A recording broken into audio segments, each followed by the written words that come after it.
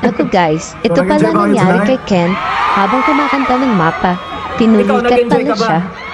Kung matatandaan nyo, binirish pa siya ni Pablo na at home si Ken kasi nagtanggal ng shoes.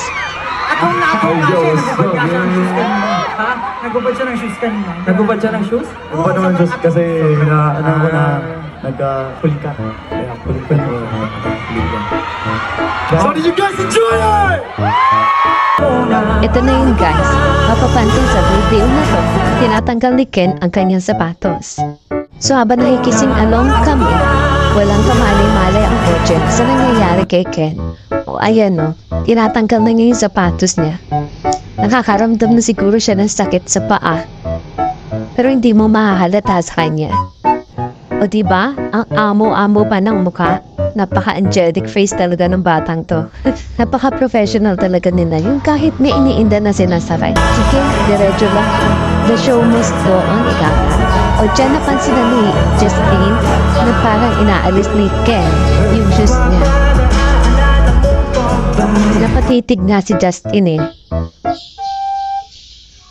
Dalawang beses ngang sumulyap si Justine kay Ken. Oh my God! Lata mo sa kanya na concern siya kung ano nangyayari kay Ken. Tapos tinanong niya kung pinarikat ba to.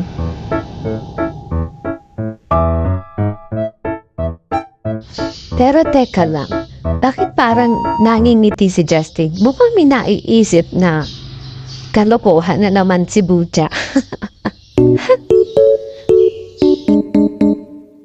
Di niya mapigil yung ngiti niya, oh. Talagang may kalokohan na namang iniisip to. Pag tong dalawang bunso na tong talaga ang magkatabi, hay nako.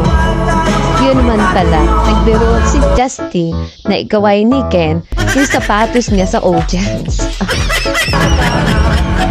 At dito nga sa video, napalingon si Pablo at napansin na wala yung isang sapatos ni Ken. Kita niyo yan guys, kahit may nararamdaman siya sakit, nakangiti pa din. So sinong magsasabi na pinupulikan na pala siya nung time na yan? Hi Ken.